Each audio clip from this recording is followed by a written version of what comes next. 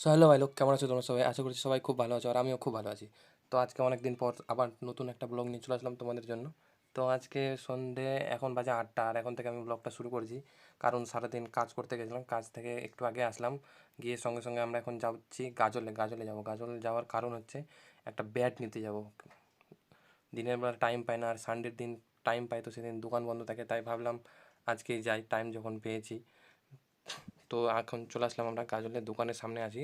এটা হচ্ছে গাজল থানা মোড়ের পাশে দোকানটা, এটার লোকেশন দোকানের।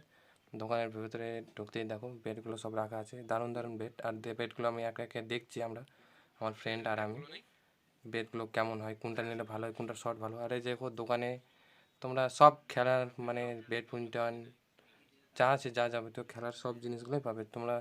এসো দোকানে অবশ্যই ভিজিট করো, দাদা খুব ভালো ডিসকাউন্ট মিসকাউন্ট দেয় ভালোই। তো আমরা অনেকক্ষণ দেখাদেখি করার পর এই বেডটা আমরা চয়েস করলাম, আর দাদাকে পেমেন্ট করে দিলাম, সব কমপ্লিট।